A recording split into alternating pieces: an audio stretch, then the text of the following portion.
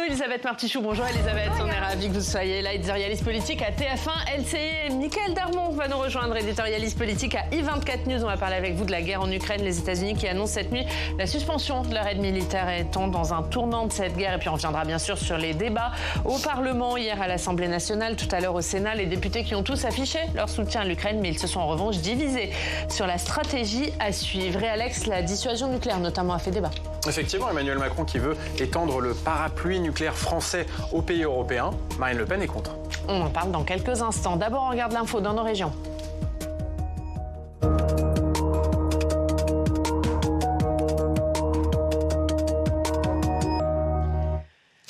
L'info dans nos régions, c'est aujourd'hui du côté de la Bretagne où on retrouve Stéphane Beignet. Bonjour Stéphane, merci beaucoup d'être avec nous, directeur de l'information à TV Rennes. Stéphane, on va parler avec vous de cette campagne de vaccination contre la méningite lancée hier à Rennes et dans sa région, un dispositif de grande ampleur. Oui, de grande ampleur. C'est une opération de vaccination hors norme qui a été lancée hier après-midi à Rennes School of Business.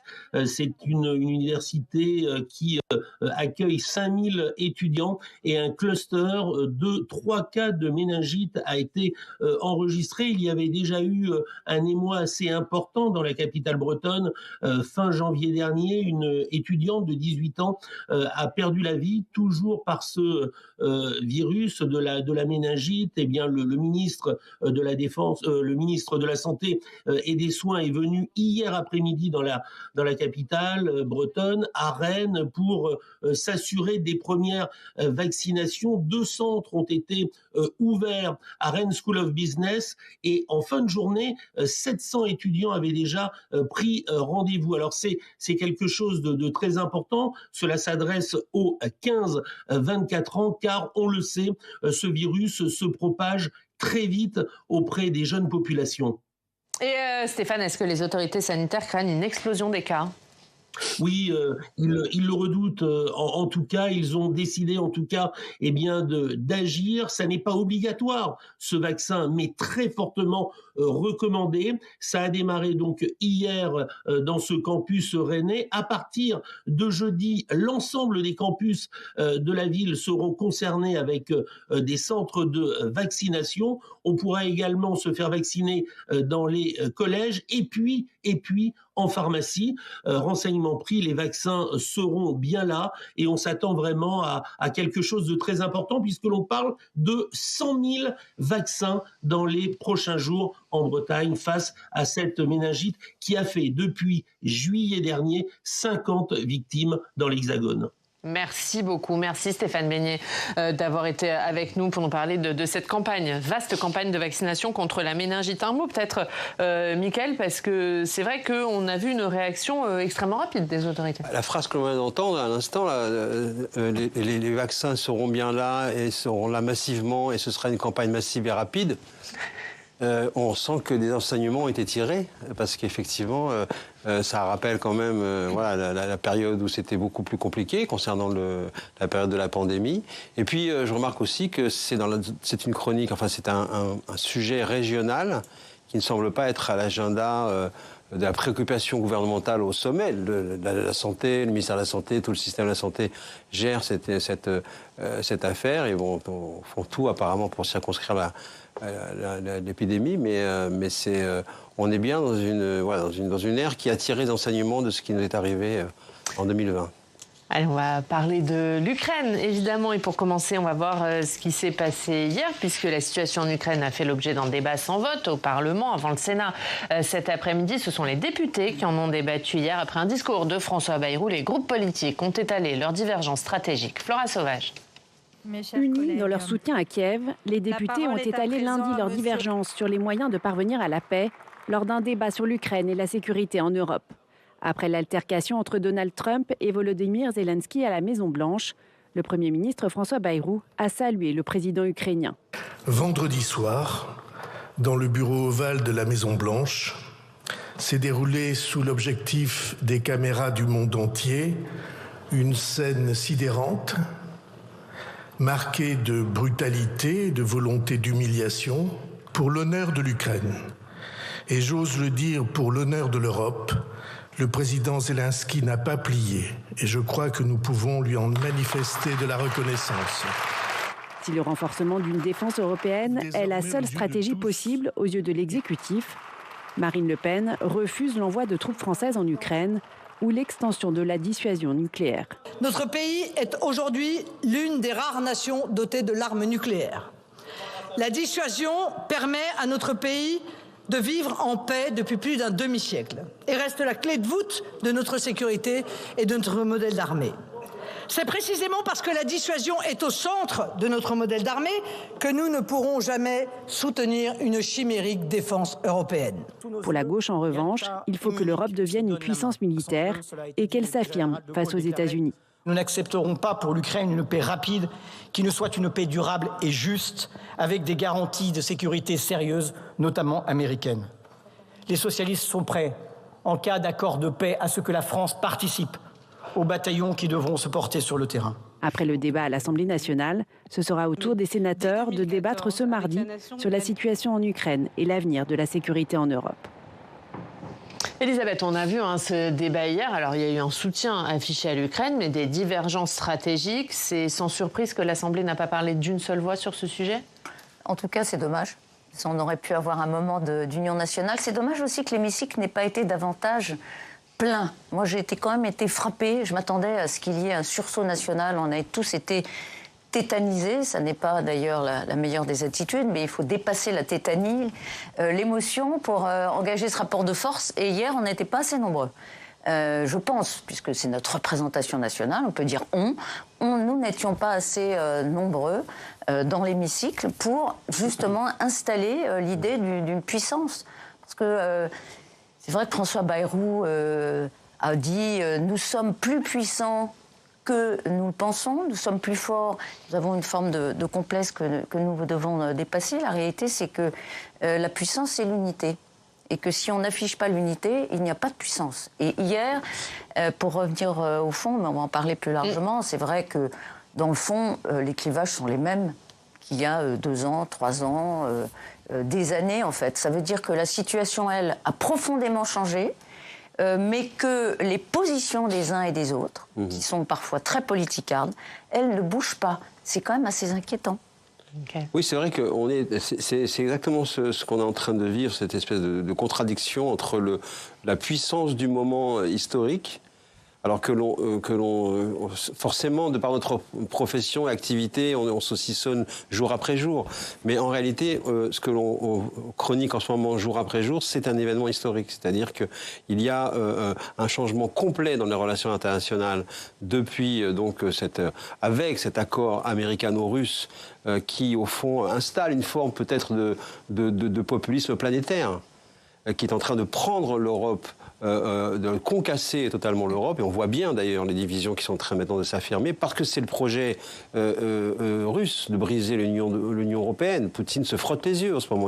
Il n'y croit pas. C'est Trump qui est en train de faire son travail et qui accélère le processus pour lequel il a déjà lancé la guerre depuis bien longtemps. Ça évidemment, il ne faut pas être naïf, mais en Europe, on l'est depuis longtemps. Et ce que l'on voit, c'est à quel point l'Europe vacille, à quel point effectivement les positionnements totalement obsédés par l'échéance de 2027, y compris Marine Le Pen, y compris à gauche, et même d'ailleurs le discours de François Bayrou, très à son aise pour faire un discours méta-historique, géopolitique, qui a voulu prendre de la hauteur, mais qui aussi pointe des choses réelles, c'est-à-dire que on peut parler des mouvements effectivement quotidiens qui se passent et la décision d'aujourd'hui, mais ce qu'il faut à mon sens retenir vraiment l'attention, c'est qu'on est en train de changer totalement de mode de fonctionnement dans les relations internationales avec le point de départ qui nous a tous construits, les États-Unis,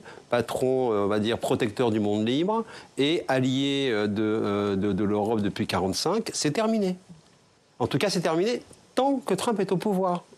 Et il n'a que 4 ans. Mais ces 4 années s'annoncent très longues. Et Elisabeth, est-ce qu'en écoutant les débats hier, vous avez le sentiment que la représentation nationale a pris la mesure de ce changement de paradigme et de ce changement de position des États-Unis ? Pas complètement, parce que nous sommes, comme vous le disiez, unis face à l'Ukraine. Nous le sommes enfin, parce qu'on rappelle que les positions, notamment de l'extrême gauche et de la gauche extrême n'était pas celle-là. Bon, tout le monde est à peu près aligné, on ne peut pas laisser l'Ukraine sans aide. Mais en revanche, nous restons très désunis face à Poutine et à Trump. Et on voit bien la façon dont Marine Le Pen a soigneusement évité le sujet hier, en réalité. Il n'en a pas été tellement question de Trump, et même pas du tout. C'est un sujet de gênance, si vous me passez l'expression, pour Marine Le Pen, avec un Jordan Bardella qui est allé récemment à un congrès aux États-Unis qui consistait à fêter la victoire de Trump. Bon, on rappelle son retour piteux, mais il y a une ligne de clivage aussi à l'intérieur du Rassemblement national, jusqu'où il ne faut pas aller trop loin dans le soutien de Trump. Mais bref, elle ne peut pas totalement se dissocier de Trump, et elle ne peut pas, évidemment, sauf à être taxée d'anti-patriote, être complètement derrière Trump. Elle ne peut pas être Zemmour, si vous voulez, par rapport à Trump. Elle ne peut pas le faire. Ouais. Donc c'est un sujet piégeux pour Marine Le Pen. Donc elle est dans l'esquive, elle est dans l'évitement, elle est dans je ne vais pas plonger mes mains là-dedans, et je vais rester sur mes positions, c'est-à-dire une grande conférence de paix qu'il faudrait, arrêtons d'armer l'Ukraine, essayons de faire la paix. Bon, voilà, ça va dans le bon sens, sauf que la paix avec qui? Avec Poutine. Avec Poutine, qu'elle continue de toute façon de ménager. Ben, tout ça est évidemment extrêmement contradictoire avec nos intérêts européens, mais elle n'est pas européenne, elle est nationaliste. Donc on en est toujours là, ça n'a pas bougé. Et c'est vrai que c'est gênant, parce que cette désunion-là, elle existe à l'échelle de la France, elle existe à l'échelle de l'Europe. Or, la seule chose qui peut faire un tout petit peu, dirais-je, qui peut faire un peu puissance, oui, comme on le disait tout à l'heure, c'est l'union. Mais on ne l'a pas. Non, et puis c'est vrai que Marine Le Pen, par exemple, ne peut pas prendre de risques politiques. Elle est obligée, pour diverses raisons, pour son propre calendrier, pour, une fois de plus, 2027 et son objectif, elle est obligée de continuer à travailler son électorat.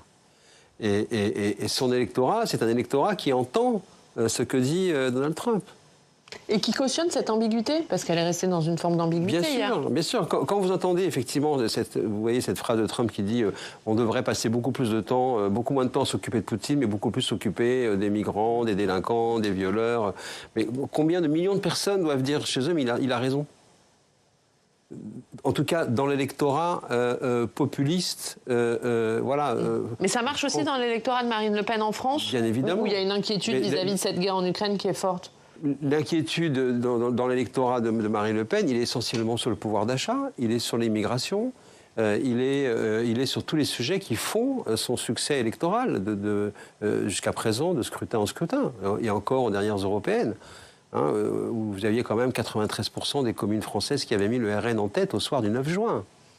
Donc, de ce point de vue-là, oui, elle a intérêt à continuer à cultiver à la fois cette esquive et à préserver son carburant électoral.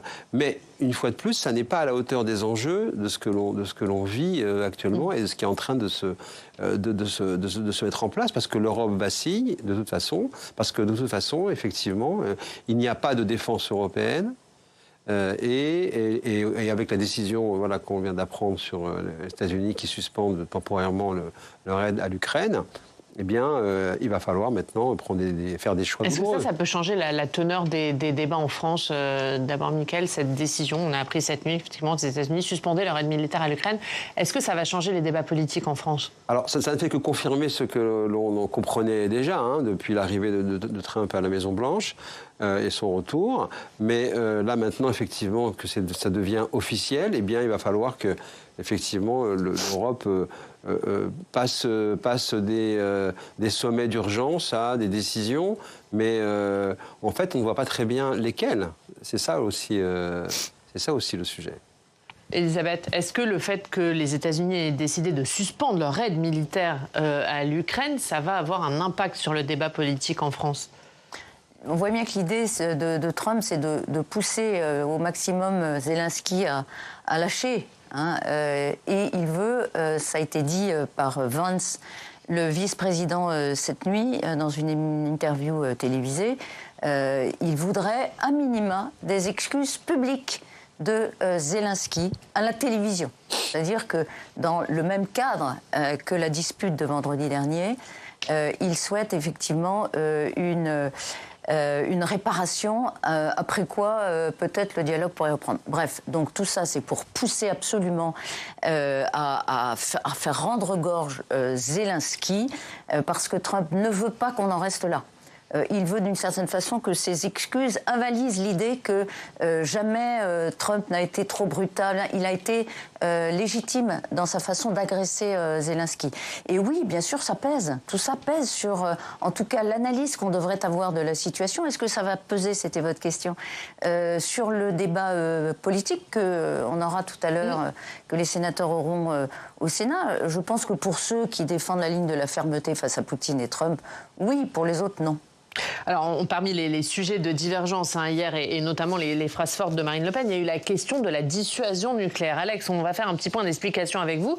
Emmanuel Macron, il a ouvert le débat à un partage de la dissuasion nucléaire française aux Européens. Oui, on le rappelle, en Europe, la France a sa propre dissuasion nucléaire avec 290 têtes nucléaires, tout comme la Grande-Bretagne, 225 têtes nucléaires. Mais les autres pays de l'Union européenne bénéficient du parapluie nucléaire américain qui possède plus de 5000 têtes nucléaires dans le cadre de l'OTAN, l'Alliance Atlantique. Et d'ailleurs, certains pays européens abritent des missiles nucléaires américains sur les bases de l'OTAN. C'est le cas de l'Allemagne, de la Belgique, de l'Italie et des Pays-Bas. Alors, que propose Emmanuel Macron? Alors, on va reprendre ces déclarations qui datent de samedi dernier à propos des autres pays de l'Union européenne.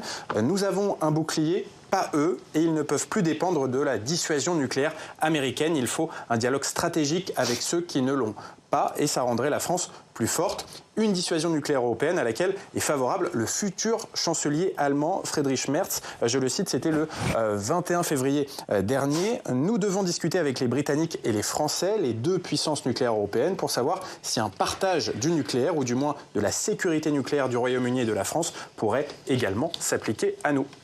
Un partage de la sécurité nucléaire, est-ce qu'il irait jusqu'à un partage du bouton nucléaire entre Européens? Eh bien, ce partage du bouton nucléaire français, c'est la crainte affichée par Marine Le Pen, mais ce n'est pas du tout le projet. Regardez la clarification qui a été faite par le ministre des Armées français, Sébastien Lecornu.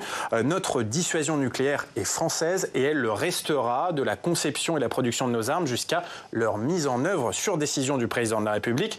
Nous devons répondre aux questions de nos partenaires européens sur ce qu'est notre dissuasion, sur ce qu'elle peut signifier pour eux et ce qu'elle restera. Donc l'idée, en fait, c'est que la France prenne le rôle de parapluie nucléaire pour les autres pays européens. Et on le rappelle, il y a 60 ans déjà, le général de Gaulle avait expliqué que les intérêts vitaux de la France étaient en danger, par exemple en cas d'attaque du Benelux, Belgique, Pays-Bas, Luxembourg ou de l'Allemagne, et que la France pourrait dans ces cas-là utiliser le feu nucléaire. Il s'agirait donc 60 ans plus tard d'élargir ces intérêts vitaux de la France à l'ensemble des territoires de l'Union européenne. Merci Alex pour ces explications. Ça faisait partie évidemment des gros sujets de divergence hier lors des débats à l'Assemblée. Marine Le Pen qui dit partager la dissuasion nucléaire, c'est l'abolir.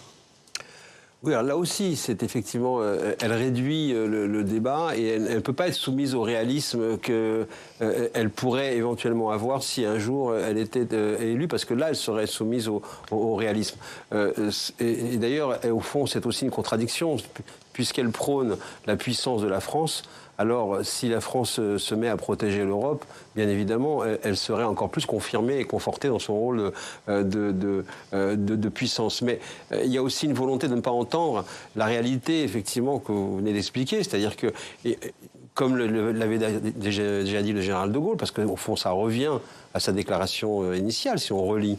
Bien évidemment, la décision de la dissuasion et d'appuyer sur le bouton nucléaire revient au président de la République française, parce que c'est sa prérogative suprême, mais dès le début, il envisage le fait de faire profiter donc les pays européens de cette protection française, ce qui est, pour Emmanuel Macron aujourd'hui, est un moyen de remettre la France il y a une lecture également politique et d'opportunisme également, et c'est de bonne aloi de dire on va en profiter pour remettre la France devant de la scène, qui deviendrait effectivement celle qui aurait le parapluie nucléaire et qui protégerait l'Europe, face à un chancelier nouveau qui arrive, qui sera manifestement dans des approches différentes de son prédécesseur, avec lequel Macron ne s'est jamais entendu, y compris sur ces questions-là, puisque Olaf Scholz avait préféré acquérir un système antimissile, de protection antimissile, venant d'ailleurs d'une technologie plutôt israélienne que européenne, comme le voulait donc Macron. Donc de ce point de vue-là, on est aussi face à une réorganisation interne de l'Europe dont la France voudrait profiter. Cette puissance nucléaire, c'est d'ailleurs ce qui nous a un peu aveuglés, puisque nous avions cette puissance-là et nous nous sommes réarmés parallèlement, désarmés, pardon. Nous nous sommes désarmés pendant des années, alors pour des raisons plus larges, puisqu'on pensait, dans le fond, que nos seules valeurs européennes auxquelles nous tenions pouvaient nous protéger de tout conflit à venir, ce qu'il faut. Les autocrates préfèrent la guerre aux valeurs, on l'a vu. Mais c'est vrai que ça nous a un peu aveuglés. Maintenant, c'est ce qui nous confère cette place assez singulière, c'est que quoi que nous ayons 3 300 milliards de dettes, quoi que nous ayons laborieusement restauré un niveau de budget militaire à 2%, vraiment péniblement, eh bien nous avons cela qui nous permet de parler aujourd'hui avec la Grande-Bretagne, qui n'est plus dans l'Union européenne stricto sensu, mais qui est quand même dans l'Europe dès qu'on parle de puissance militaire. Voilà. Eh bien, ça nous permet de parler d'égal à égal face à une Allemagne qui, elle, est désarmée et qui, en plus, est aussi en difficulté économique et politique. Et justement, Elisabeth, puisque vous parlez de ces 3 300 milliards de dettes et des difficultés économiques, l'autre question, c'est peut-on augmenter nos dépenses de défense? Emmanuel Macron parle de les monter à 3,5% du PIB. On va écouter ce qu'en dit l'ancien ministre de l'économie, Antoine Armand. Pour lui, augmenter les dépenses de défense, ça implique de toucher à notre modèle social. Quand j'étais ministre de l'économie et des finances et que j'allais à Bruxelles discuter avec mes partenaires européens, et que je leur disais, c'est la position de la France, nous devons avancer sur une défense commune, on peut même envisager d'isoler les dépenses militaires du déficit, de la règle des 3%, on peut investir davantage, c'est à mon avis une très bonne piste. Mais que pensent les pays de cette position quand vous avez vous-même 3 300 milliards de dettes et 6% de déficit? Évidemment, c'est une bonne position. Mais tant qu'on aura des finances publiques dégradées, nos partenaires européens auront, croyez-moi, beaucoup de mal à s'engager sur la même pente parce qu'ils verront un pays endetté qui demande davantage de dettes. Elisabeth, un mot, Antoine Armand dit il faut augmenter nos dépenses de défense, c'est nécessaire, et pour cela, il va falloir toucher à notre modèle social. Est-ce que ça va faire partie des futurs débats? On l'imagine. Ah oui. C'est le moins qu'on puisse dire. Oui, parce qu'on a envie de dire, c'est la question, c'est pas une question, c'est une obligation. Il va falloir effectivement se réarmer. Donc, il y a l'hypothèse d'un emprunt qu'avait évoqué Emmanuel Macron, vous vous rappelez, dans ce question-réponse avec les Français qui avaient fait tant parler avant son départ aux États-Unis. Et il avait évoqué... TikTok. Pardon? Oui, sur TikTok. Voilà, TikTok. Sur les réseaux. YouTube, c'est vrai que c'était sur l'ensemble des réseaux sociaux. Il avait évoqué la nécessité d'un emprunt national. Donc c'est une hypothèse. Pourquoi pas, dans le fond? Je pense que les Français pourraient avoir envie, effectivement, de contribuer. Chacun a sa propre dimension. Oui, alors le modèle social, j'espère que ce n'est pas une façon d'accélérer la remise en cause de certains acquis, mais il va falloir trouver l'argent. Alors vous aurez le débat, toucher au nombre de fonctionnaires, les remboursements de médicaments. Voilà, mais bon, je pense qu'on ne peut pas toucher énormément quand même, de façon brutale, le modèle social. Hein, ça ne va pas être possible. Il y a une façon de repenser le modèle social. On est déjà un peu dans ce débat, ça va l'accélérer. Mais le remettre en cause, compte tenu aujourd'hui de la souffrance de millions de Français et des déséquilibres en termes de revenus, je pense que ça va être très très compliqué. Il va falloir faire preuve d'imagination. Un dernier mot là-dessus, Mickaël. Oui, c'est vrai que soit la fiscalité, soit l'emprunt, et d'une manière ou d'une autre, les Français seront sollicités pour pouvoir aussi contribuer à cette augmentation obligatoire des dépenses militaires. Et il est vrai qu'il semble difficile aujourd'hui de mobiliser des Français qui, pour l'instant, ne voient pas un danger immédiat sur le territoire national. et traduisent tout de suite, et c'est d'ailleurs Marine Le Pen qui l'avait fait dès 2022, au début de la guerre en Ukraine, en disant attention, la principale conséquence sera un problème de pouvoir d'achat et d'approvisionnement en énergie de la part pour les Français. C'est ce à quoi on a assisté. Donc effectivement, c'est un problème supplémentaire pour le gouvernement et pour le président de la République de conduire le pays à travers ce siècle très tourmenté qui démarre, et cette guerre qui n'est pas près d'être terminée. Et voilà ce qu'on pouvait dire sur ce débat en Ukraine. On le suivra, bien sûr. La suite, c'est au Sénat cet après-midi, à suivre en direct sur notre antenne à 16h30. Elisabeth Nickel, on va parler d'une information qu'on vient d'apprendre, Elisabeth, information qui est sur le site de TF1 LCI. On a appris la mort de Jean-Louis Debré. Jean-Louis Debré, l'ancien président du Conseil constitutionnel, ancien ministre de l'Intérieur, ancien président de l'Assemblée nationale, très proche de Jacques Chirac. Oui, c'est une information de la famille qui a été effectivement confirmée aux équipes de TF1 LCI. Jean-Louis Debré, 80 ans. Ici, c'est vrai que cette disparition sonne particulièrement parce qu'il a été président de l'Assemblée nationale, un grand président de l'Assemblée nationale. Bon, d'abord, notre sympathie va évidemment à tous les proches de Jean-Louis Debré, mais Jean-Louis Debré, il a finalement été à la tête d'institutions qui aujourd'hui sont au cœur des difficultés françaises, si je puis dire. Il était ministre de l'Intérieur. Et Dieu sait si aujourd'hui le ministre de l'Intérieur est au cœur des débats publics, institutions, immigration, autorité, fermeté. Tout cela, évidemment, relève souvent des compétences du ministre de l'Intérieur. Il a été à la tête de l'Assemblée nationale. Et Dieu sait si elle est différente, celle qu'il a présidée, de celle qui est aujourd'hui. Et puis il est à la tête du Conseil constitutionnel, qui est aujourd'hui l'instance vraiment qui dit le droit dans un monde où le droit n'a plus rien d'évident, où on a le président de la première puissance mondiale qui s'assoit sur le droit et qui le revendique. Donc c'est vrai que Jean-Louis Debré a été un homme politique, après il y a beaucoup de choses à dire sur son parcours, mais qui a été à la tête d'institutions qui aujourd'hui, encore une fois, sont au cœur du débat public. Okay. Oui, et si on peut dire aujourd'hui qu'on peut avoir des sympathies pour des personnages publics et qui font partie de ceux qui nous dirigent, je dirais sans embâche que Jean-Louis Debré en faisait partie. Que c'était d'ailleurs un des plus talentueux chroniqueurs, pour nous journalistes extrêmement précieux, de la vie politique telle qu'on ne la voyait pas une fois que les portes étaient fermées.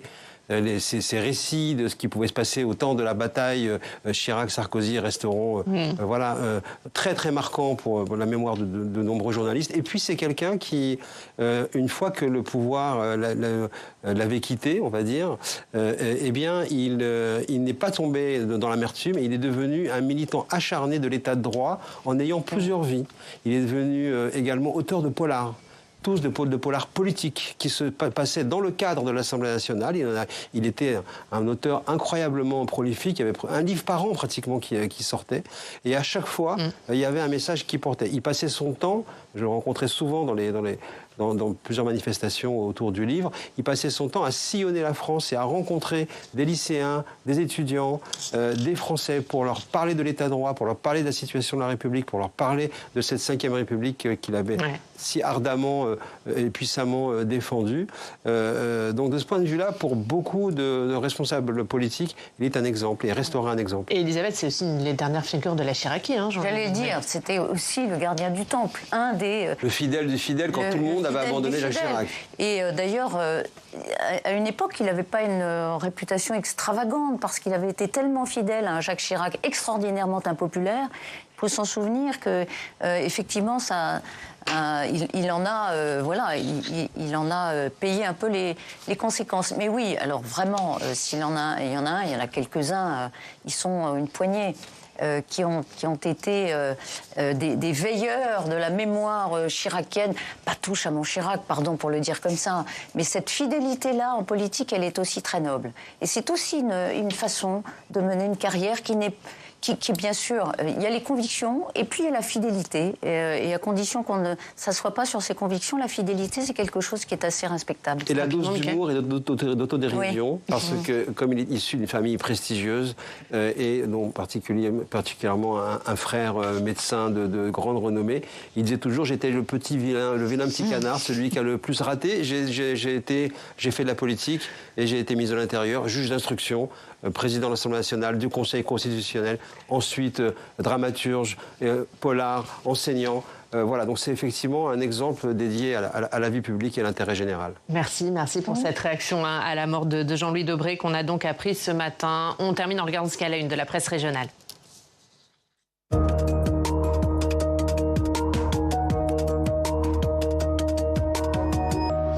Et Alex, c'est la guerre en Ukraine qui fait la une. Oui, cette question posée à la une du journal Ouest France. L'Europe peut-elle faire sans les États-Unis alors que Donald Trump a décidé de suspendre l'aide militaire américaine versée à l'Ukraine? Depuis le début de l'invasion russe de l'Ukraine, l'aide militaire américaine s'est élevée au total à 65 milliards de dollars. La Russie, dont nous sommes toujours dépendants en matière agricole. Et oui, avec une enquête très intéressante publiée dans le journal L'Union, l'agriculture française est de plus en plus dépendante des engrais azotés russes, avec ce chiffre impressionnant. Entre 2021 et 2023, les importations d'engrais russes en France ont augmenté de 86%. Alors comment cela s'explique? Cela s'explique par l'envolée des prix du gaz naturel, puisque ces engrais sont fabriqués à partir de gaz, et donc les engrais russes fabriqués avec du gaz russe peu cher ont inondé les marchés mondiaux. On continue à parler d'agriculture à la une du Berry républicain. Et oui, le Berry républicain qui consacre sa une au retour des haies dans nos paysages agricoles français. Alors dans les années 60, ces haies avaient été arrachées pour construire de grandes parcelles censées être plus productives. Mais depuis 20 ans, les haies font leur retour dans les champs et elles ont plusieurs bienfaits pour la préservation des sols face à l'érosion. Elles favorisent le développement de la biodiversité et de l'agroforesterie, c'est-à-dire l'association des cultures et des arbres, qui permet aussi de produire du bois de chauffage. Le débat sur la fin de vie, témoignage bouleversant, c'est à la une de La Voix du Nord. Ah oui, le témoignage de Pierre, 48 ans, atteint de la maladie de Parkinson, et il a planifié sa mort dans un mois. Ce Lillois ira en Belgique, pays qui pratique l'euthanasie. Je cite Pierre: avec la démence entraînée par la maladie de Parkinson, on devient une coquille vide. Je ne me voyais pas devenir une coquille vide. Le seul moyen d'atténuer mes souffrances, c'est la mort. Pierre se dit apaisé. Je choisis à partir de quel moment c'est trop. Il n'y a pas de peur. Allez, on finit avec une belle histoire. Oui, une belle histoire à la une du journal L'Ardennais. 18 chiens ont été sauvés dans un taudis situé dans la commune de Chooz. La meute de chiens vivait dans les immondices dans un bac à l'eau. Cette maltraitance de la part de leurs propriétaires dure depuis des années selon les voisins, et c'est finalement le parquet de Charleville-Mézières qui a ordonné la saisie de ces animaux. Leurs propriétaires encourent 5 ans d'emprisonnement. Merci beaucoup, merci Alex, merci Mickaël, merci beaucoup Elisabeth. On regarde votre livre L'art de perdre en politique, c'est que vous avez coécrit. Merci beaucoup à vous, Oriane. Elisabeth d'avoir été avec nous. Merci à tous de nous avoir suivis. À 22h, vous avez rendez-vous avec Thomas Hugues pour Sens Public, et à 16h30, vous suivrez le débat sur l'Ukraine au Sénat. Très bonne journée, à demain.